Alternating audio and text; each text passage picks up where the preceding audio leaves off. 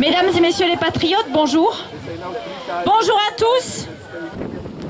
Nos rassemblements unissent tous les défenseurs des belles valeurs d'humanité, de dignité, de souveraineté du peuple.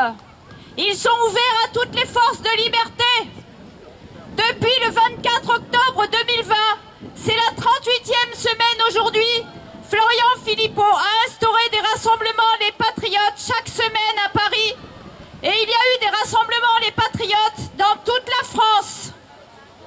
Les patriotes ont toujours œuvré pour que tout le monde se regroupe pour la liberté.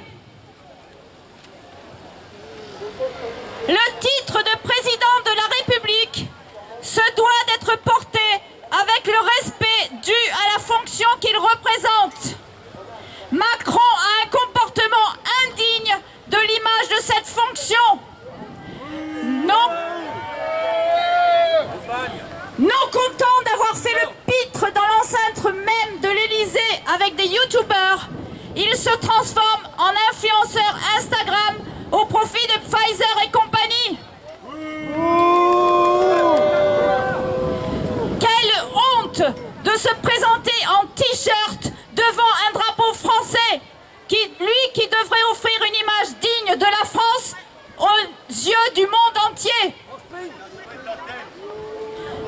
De plus, qui est-il? Et quelle expertise a-t-il pour se permettre de s'exprimer sur des sujets médicaux et sur des actes invasifs de surcroît? Est-il médecin, virologue, chercheur ou VRP grassement payé par les labos? Essaye-t-il de se reconvertir, ayant lamentablement échoué dans son rôle de président? Mais qu'il se fasse embaucher dans une entreprise de démolition, il y a un avenir certain. Et de quel droit s'adresse-t-il à des jeunes qui sont pour la plupart encore sous la responsabilité de leurs parents? Et il nous vend la 3e dose, en attendant l'annonce des prochaines vagues et des injections de rappel répétées, prévues pour pouvoir écouler les millions de doses déjà achetées aux frais du contribuable. J'ai cru comprendre qu'il se prenait du bon temps, aux frais des Français bien sûr, au fort de Brégançon, villégiature d'été des présidents, alors qu'il prétend que nous sommes dans une épouvantable 4e vague et que des millions de Français sont dans la rue pour contester ces mesures dictatoriales. Eh bien, monsieur Macron, comme on me l'a suggéré, puisque vous prônez l'immigration massive, commencez par accueillir à votre table et dans vos appartements à Brégançon les 422 personnes à bord du navire humanitaire Océan Viking qui cherchent en urgence un port sûr. Fort de Brégançon, vite! Le Conseil constitutionnel, lui, s'est vautré dans l'indignité en validant quasiment toute la loi Covid. Il a trahi la Constitution et le peuple français. Il devrait être le garant du respect des valeurs de la France. Il n'a absolument pas tenu compte du rapport alarmant de la défenseure des droits, ni de la mise en garde de l'ordre des médecins, qui pourtant d'ordinaire abonde dans le sens du gouvernement et qui tirait la sonnette d'alarme concernant les entrées à l'hôpital soumises à passe sanitaire, ce qui peut créer des drames.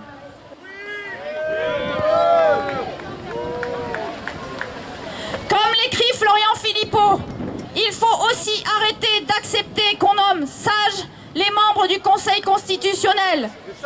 Ils n'ont aucune sagesse particulière. Ce sont juste les copains de la bonne personne au bon moment. Des gens surpayés, bourrés de liens d'intérêt. Bref, l'inverse de la sagesse. Et savez-vous qu'ils sont payés par les Français 15 000 € par mois, rien que ça.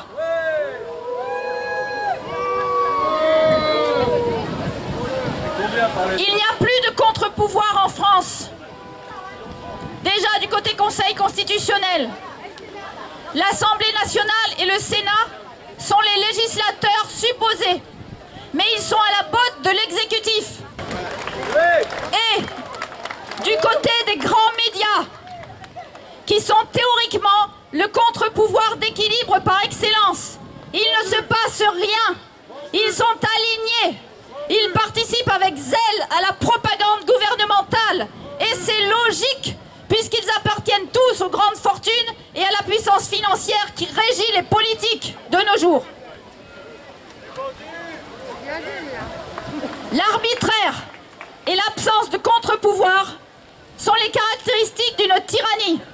Le référendum a disparu, de même que la liberté d'expression qui s'effondre de jour en jour, spécialement bafouée par les GAFAM.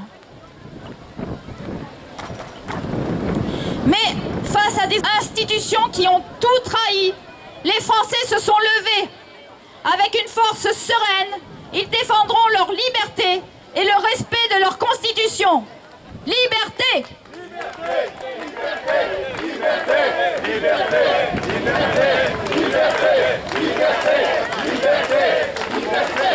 Le gouvernement voulait dresser les vaccinés contre les non-vaccinés.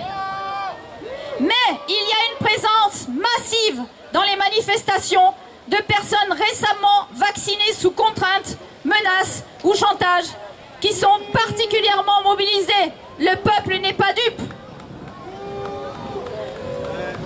C'est en jouant collectif qu'on gagnera. 60 à 70 restaurateurs, gérants de bars, de salles de sport ferment ce samedi à Cambrai contre le pass sanitaire. Opération Ville Morte. Il faut faire la même chose partout en France. Magnifique opération collective de résistance. Résistance! Résistance! Résistance! Résistance! Résistance! Résistance! Résistance!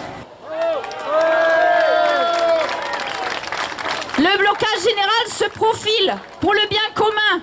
Le boycott du pass sanitaire fonctionne et on a tous un rôle à jouer.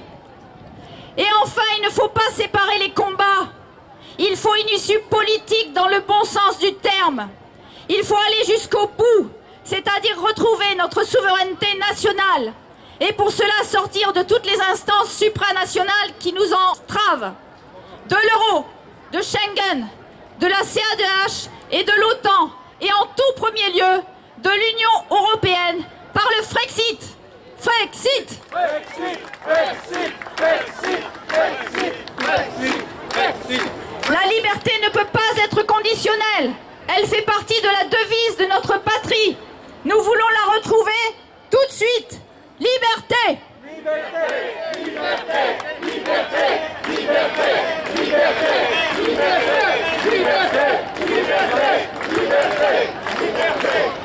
Aux armes, citoyens, formez vos bataillons, marchons, marchons, qu'un sang impur abreuve nos sillons. Et monsieur le préfet nous interdit de diffuser de la musique, mais on ne nous empêchera jamais de chanter et de jouer la Marseillaise.